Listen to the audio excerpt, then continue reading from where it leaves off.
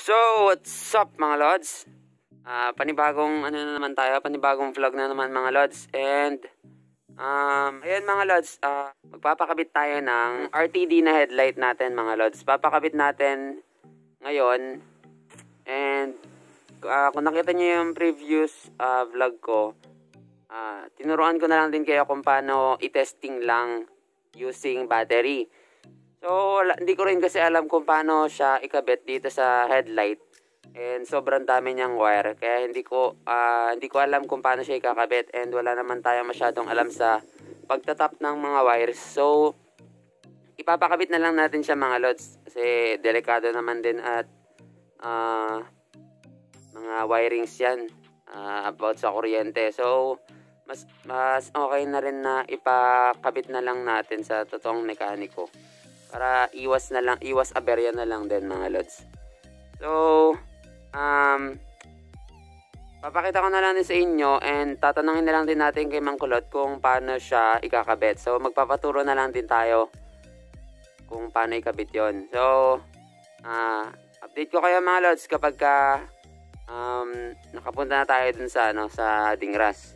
And, magpapakabit na lang din tayo ng iba pang kung pwede pang palitan din yung ilaw dun sa speed meter, yung LED strip. Yun lang naman din ipapakabit natin mga lods. Tapos yung MP3, kung pwedeng maikabit ngayon, itry natin. And kung hindi, pakabit na lang natin susunod kapag nakapagpa full wave na tayo. So, balik ako mga lods kapag nandun na tayo sa shop.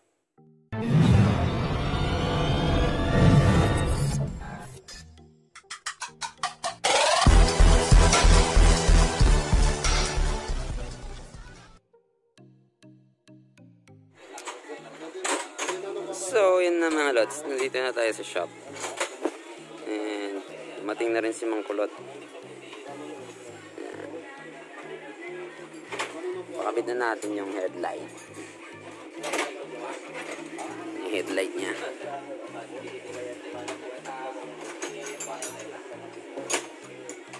So, papaturo tayo kung paano ito ikabit mga lods.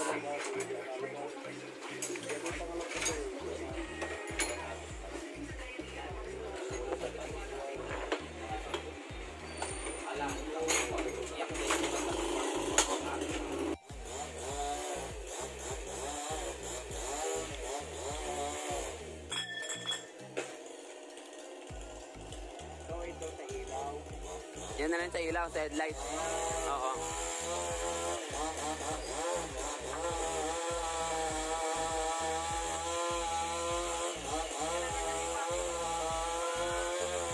Anong ingay?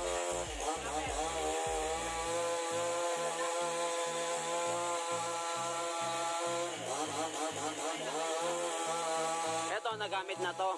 Ito, brand new.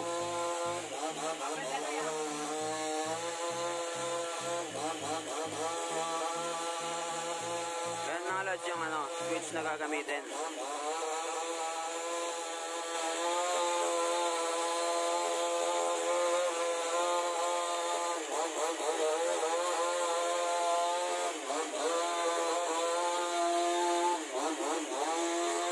Takto pa naman dito eh. Kabilaan.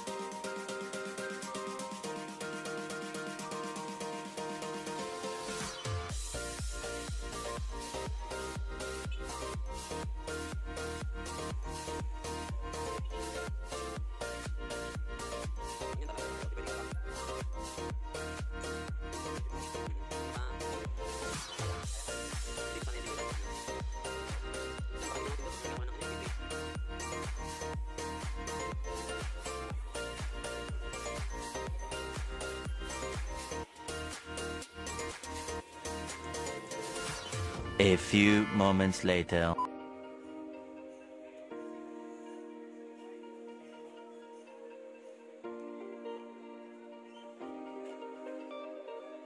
Screw yan.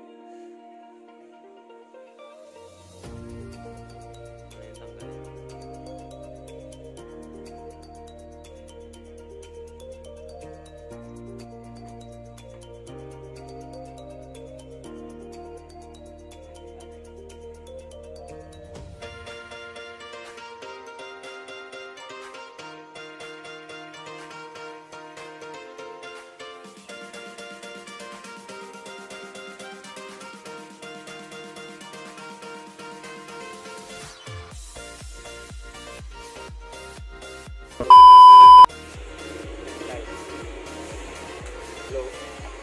High. Lakas din, ah.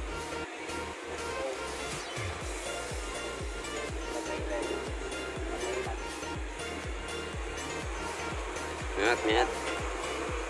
Parang cool white na yung dating ng white niya, eh, no? Parang yung medyo blue white dahil sa blue.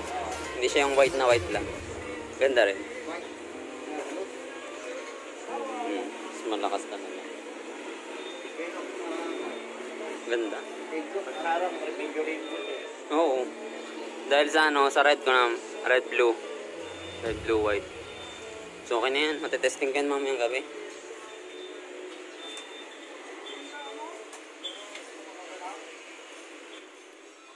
So yan na mga lods, yung update niya. Papakabit lang tayo ng 2 pirasong LED strip dito sa likod. Yan. Testing lang muna natin kung ganda pa yung outcome. Tapos patagdagan natin.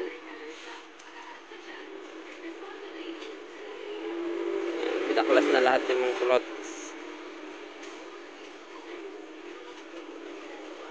So okay na rin yung ano niya, yung headlight. So yan, naklas lahat. So balik tayo ulit kapag nakabit.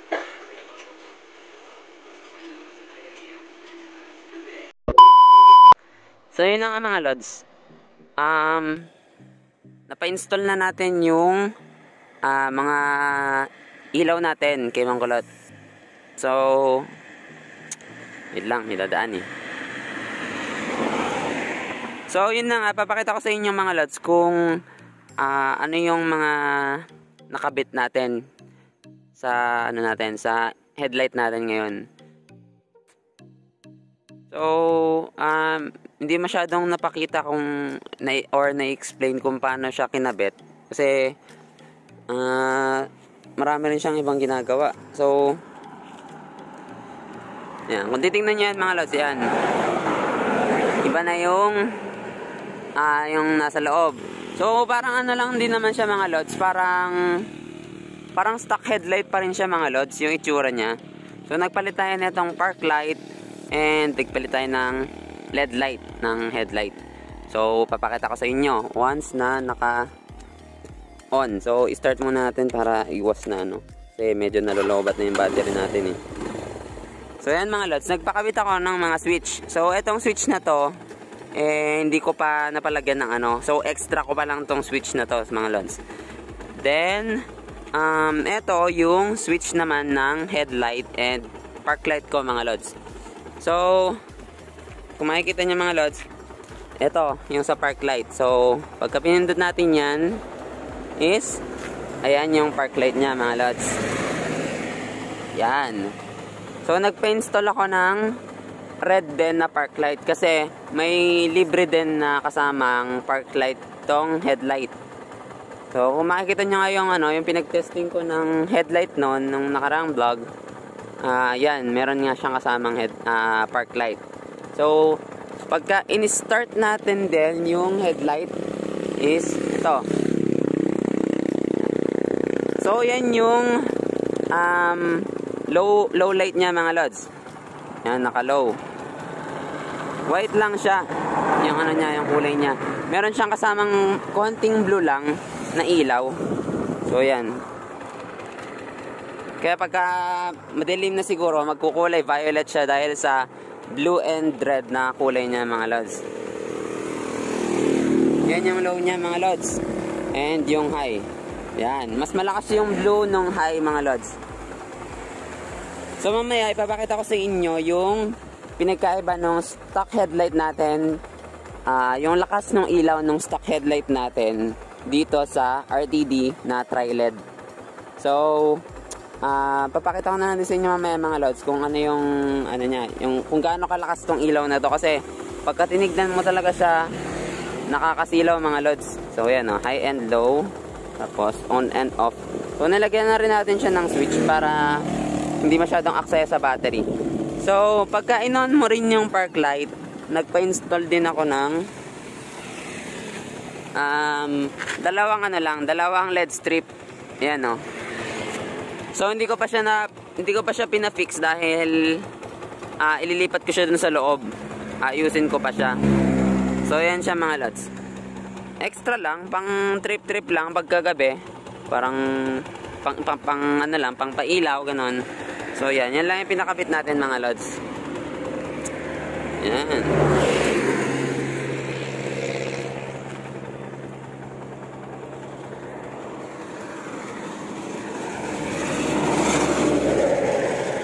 So tingnan natin siya pagka mga lods, naka-on. Yan Hindi siya masyadong kita. Yan. Mukha siyang violet mga lods. RTD na headlight. So pagka nag-on pala kayo ng headlight, medyo nawawala yung park light niya. Yan, yun sa loob. Napapalitan.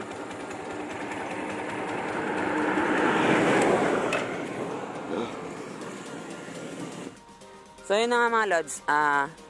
Ito yung yan yung stock na ilaw kapag kagabi. So dito makikita nyo sa video, hindi siya masyadong kalakasan, pero kapag sa personal naman, okay naman siya, nakakita ka naman kahit papano kapag kagabi. Pero kapag dito kasi sa probinsya mga lods, sobrang dilim talaga, wala kang as in bibihira yung street light. Meron ka man makitang mga street light dito mga lods, pinagtitripan naman ng ibang tao, binabasag lang. Or ewan ko kung bakit hindi nag-on ng mga street light dito kapag kagabi. So pagka nagbabiyahe ako, kailangan talaga ng ilaw.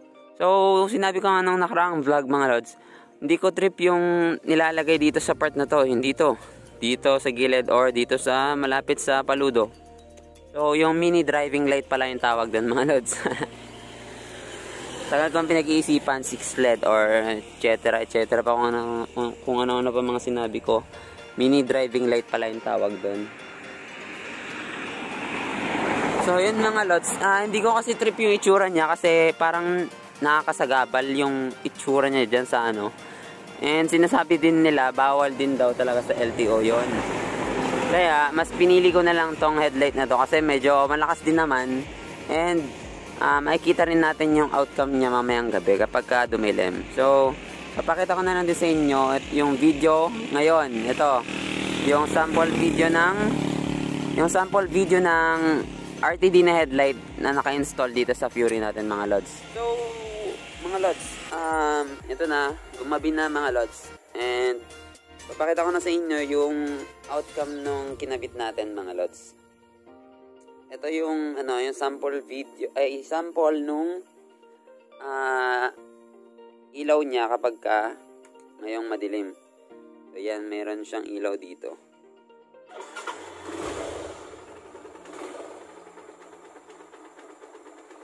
So yan mga lods, naka-off pa siya.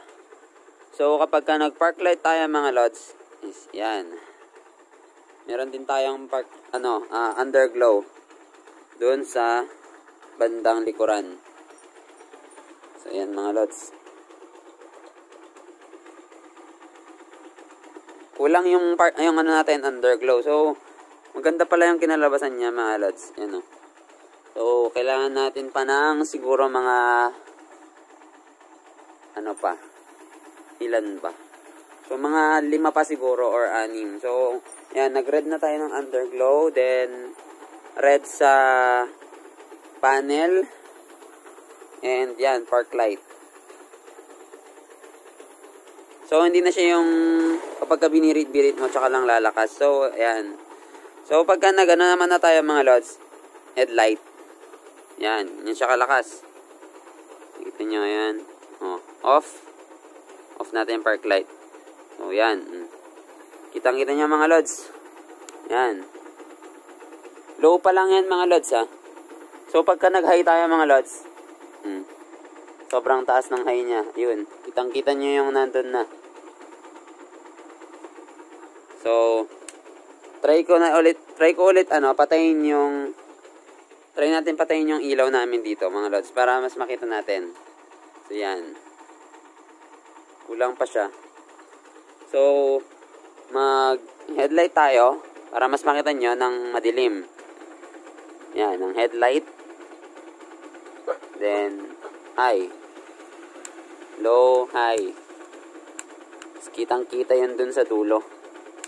Ayan o. Doon, nakikita mo yun nandun. So, i-compare nyo naman sa stock headlight. Mas malakas na rin to. So, ayan o. Mas maganda siya mga lods.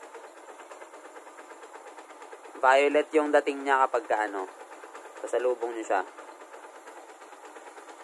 Ayan. So, kapag nilow mo, mawawala yung blue. Wala siyang blue. Yung high niya may blue.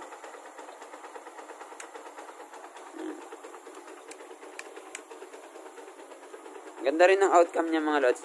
Ano mo, parang tayo aso ko. Mickey! Mickey! So, yan. Yan na po siya. So, yan. Ito ang pinakagusto ko, yung red niya.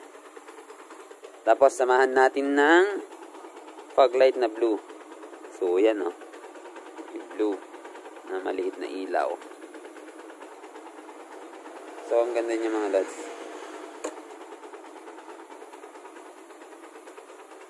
So, buksan ulit natin yung ilaw mga lods. Oh, yan.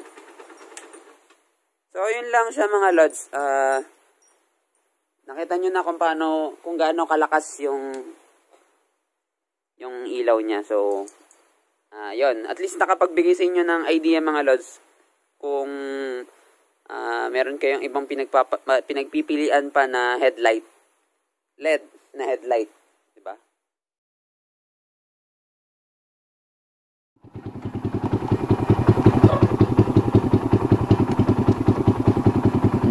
So, what's up mga lods? Ito po yung test drive natin ng ilaw natin mga lods ngayong gabi. So, yan, medyo madilim na. Naka-park light pa lang tayo. So, pakita ko sa inyo yung ilaw niya sa kalsada. Kung ano bang kalalabasan.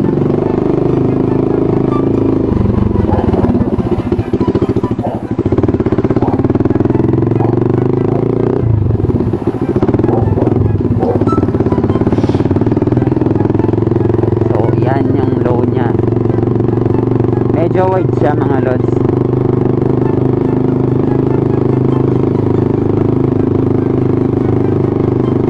Medyo wide. Pero yung high niya parang wala lang. Ayan. Parang wala man lang nadagdag. Naging kulay blue lang.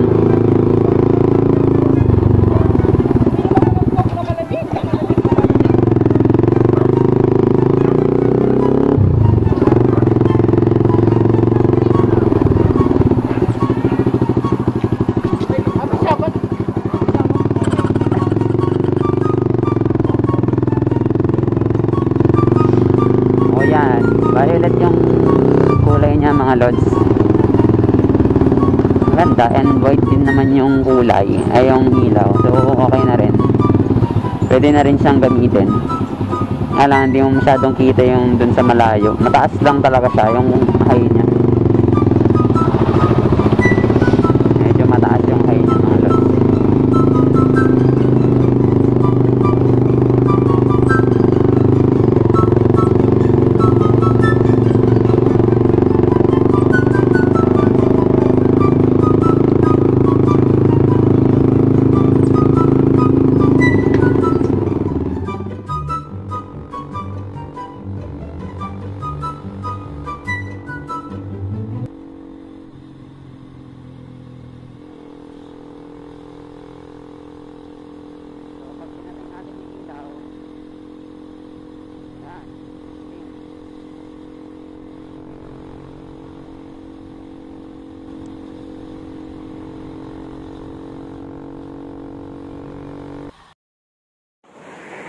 So, yun na nga mga lods.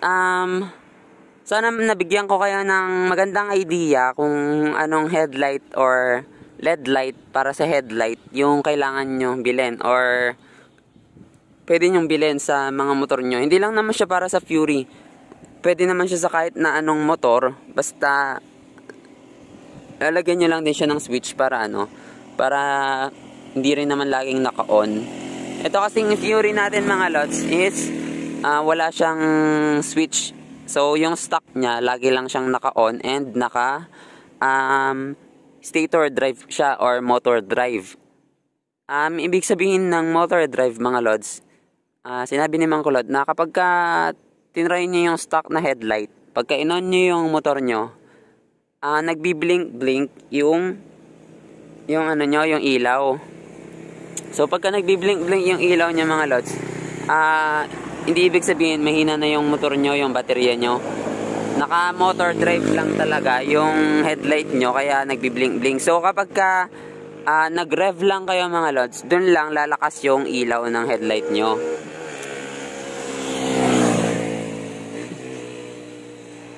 Yun, may dumaan na nangangarera. So yun nga mga lods, etong headlight ko ngayon is pina-battery drive ko na. So, once na inopen mo yung headlight or yung switch ng headlight, hindi na siya nagbi-blink-blink kagaya ng stock. So, naka-fix na lang siya na direct yung ilaw niya. Hindi na siya yung medyo namamatay-matay na sumasabay sa idle nyo. So, yun lang mga lods. Sana nagustuhan nyo yung panibago nating in-install mga lods na konting ilaw sa Fury natin. So, hindi ko na muna rin pinakabet yung MP3 mga lods dahil marami na rin siyang ginagawa and inisip ko na lang na hiwalay na hiwalay na install na lang para mas maayos na kapag nakapagpa full wave na tayo mga lods. So, yun nga mga lods. Sana nagustuhan niyo yung video natin mga lods and huwag niyo kakalimutan na mag-subscribe and mag-like sa YouTube channel natin mga lods. And huwag niyo kakalimutan na i-click yung notification bell para updated kayo palagi sa ini-install natin sa motor ko. So, etong channel na to is para lang din makapagbigay ng idea sa inyong mga Fury user na kagaya ko ng makapagbigay ng idea kung ano yung pwede nyong i-install or gawin sa motor ko. So, hindi ko naman sinasabing huwag nyong gayahin. Pero kayo naman bahala doon. Kasi ganoon din naman ako pagka nainggit ako. Gumagaya lang din ako. So yun na nga mga lods. Ride safe and peace.